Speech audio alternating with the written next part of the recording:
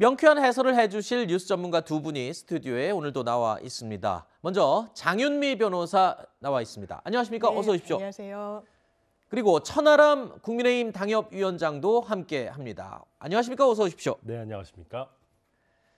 자, 용산이냐 광화문이냐 이 새 대통령 집무실로 윤석열 당선인은 용산을 선택했습니다. 윤 당선인 어제 기자회견을 열고요. 직접 용산 시대를 공식화했습니다.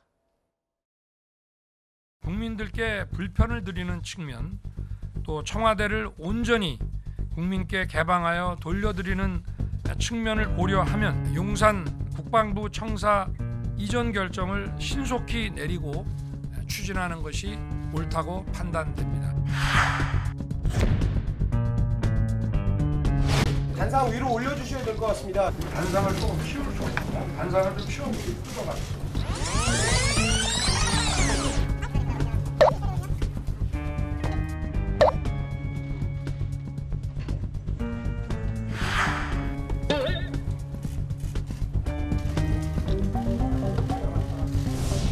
요게 국방부 청사입니다. 요거는 합동참모본부 청사입니다.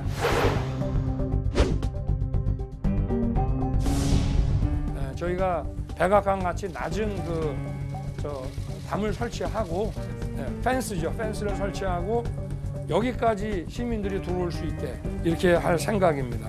여기는 뭐 공원을 이렇게 하게 되면 이런데 잔디밭에서 결혼식도 할 수 있고 이렇게 시설이 돼 있고요. 대통령이 일하고 있는 이 모습과 이 공간이 국민들께서 공원에 산책 나와서 얼마든지 바라볼 수 있게 한다는 그 정신적인 교감 자체가 굉장히 중요하다고 저는 생각합니다. 윤석열 당선인이 직접 지금 보시는 것처럼 지휘봉을 들고 조감도를 보면서 설명을 하는 모습이었습니다.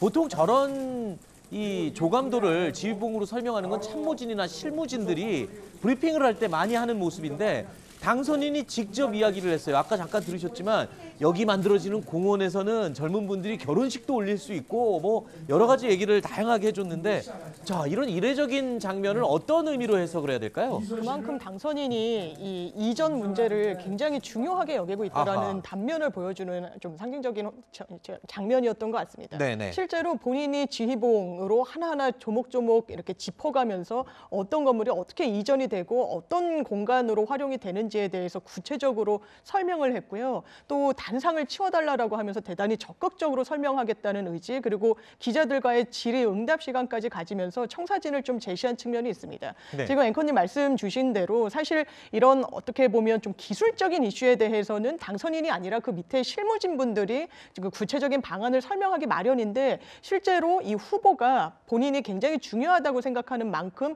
직접 이렇게 설명을 한 내역이 있는 것 같고, 또 이런 좀 전면에 등장하는 것을 두고 이제 소통, 대화를 강조한 당선인의 어떤 모습을 앞으로의 정책 향배와 관련해서도 이게 연결지어서 해석하는 그런 분석들도 나오고 있습니다. 네. 어떻습니까? 이번 사안에 대해서만 저렇게 적극적인 모습을 보이는 건지 아니면 앞으로도 다른 이 사안들에 대해서도 저렇게 나서는 모습을 볼 수 있을지 모르겠습니다. 앞으로도 계속 저렇게 하셔야 되겠죠. 아, 그래요? 이제 당선인 때만 저렇게 하시다가 막상 뭐 이제 대통령 집무실로 들어가서는 언론과의 소통을 소홀히 한다 그러면 그럼 당연히 사람 변했다라는 얘기 나오지 않겠습니까? 저는 네. 뭐 꼭 이런 이전 문제 말고도 또 민생과 관련한 다양한 이슈들에 대해서 5년 내내 저런 모습을 보여주시기를 기대하고 또 그러셔야 된다고 봅니다. 알겠습니다.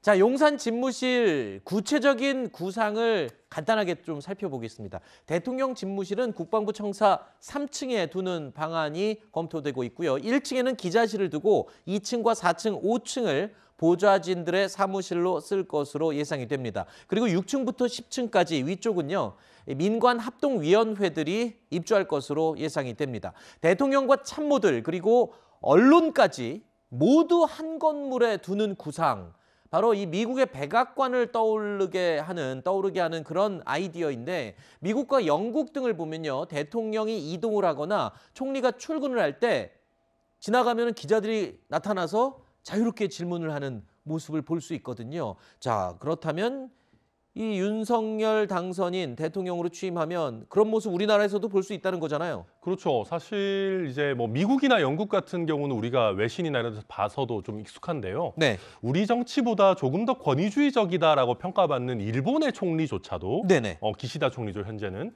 출퇴근을 하면서 언론들과 자유롭게 질의응답을 하는 모습을 볼 수가 있습니다. 네. 근데 우리나라 대통령만 유독 이 대통령 집무실의 구조가 굉장히 폐쇄적이기 때문에 네. 기자들이 따로 허가를 받지 않고는 대통령과 어떤 질의응답을 하기가 어렵습니다. 그래서 네.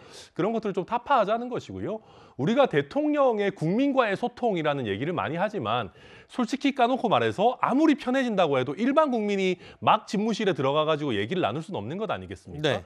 결국 그 역할은 언론과 참모진이 해줘야 되는 것인데 결국 대통령이 국민과 얼마나 소통하느냐는 언론과 얼마나 거리가 가까우냐, 그리고 대통령이 일상생활에서 아주 높은 참모진들이 아니라 실무진들과도 얼마나 편하게 이야기할 수 있는 환경이 구축되느냐로 평가해 볼 수 있을 텐데, 그런 면에서 이런 식으로 외국의 예처럼 한 건물에 언론인, 참모진, 대통령이 같이 있는 구성 자체는 훨씬 더 진일보된 거다, 이렇게 평가할 수 있겠습니다. 네. 윤석열 당선인의 용산시대 구상안의 핵심은 바로 국민들과의 소통이죠. 올 상반기 중에 용산 미군기지 부지의 4분의 1이 반환될 예정인데요. 자, 이곳을 공원으로 만들고 또 대통령 집무실 건물 주변에는 들여다 보이는 이 낮은 담장을 만들어서 국민이 대통령 집무실을 언제든지 볼 수 있게 한다는 구상도 포함이 되어 있습니다. 자, 윤석열 당선인 참모들에게는 내가 토리, 애완견이죠. 이 토리를 데리고 돌아다니면 만남의 광장처럼 될 것이다, 이런 말을 하기도 했다고 합니다.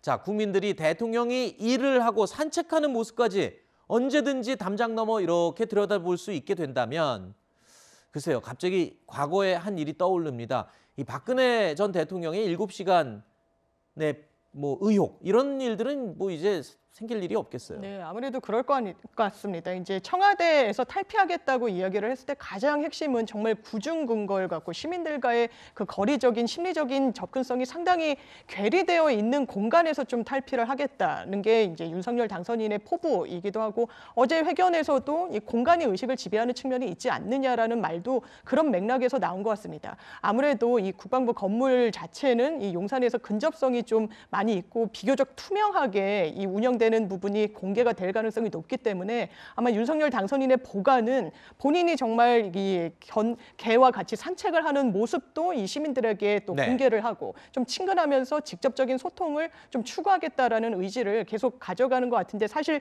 국방부라는 건물 자체가 이제 국민과의 소통을 하는 데 있어서 그런 비교적 용이한 구조 자체냐라는 또 문제 제기를 하시는 분들도 계시기 때문에 계속 풀어나가야 될 숙제는 좀 있는 것 같습니다. 네.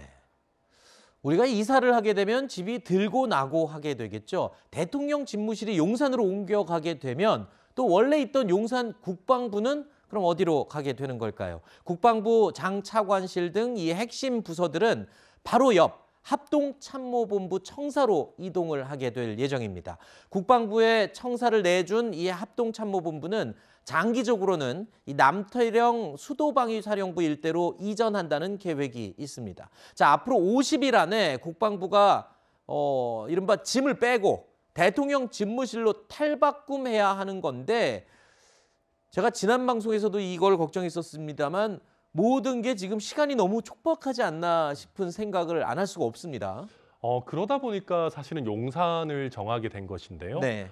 지금 이제 아까 말씀하셨지만 국방부랑 합동참모본부는 거의 바로 붙어 있습니다. 네. 그러다 보니까, 그리고 합동참모본부 건물에 지금 조금 여유 공간이 있다라고 해요. 그래서 국방부를 당장 이전해야 되고 합참에 있는 인원들도 장기적으로는 이제 과천 남태령으로 가야 되지만 지금 당장 이전할 필요는 없다라고 하기 때문에 그나마 어떤 건물을 신축한다거나 이런 게 아닌 이상은 제일 그래도 준비 과정이 짧고 원활한 곳을 인수위에서 한 10가지 안 중에서 고른 거라고 하니까요. 조금 지켜보면 되지 않을까 싶습니다. 알겠습니다. 네.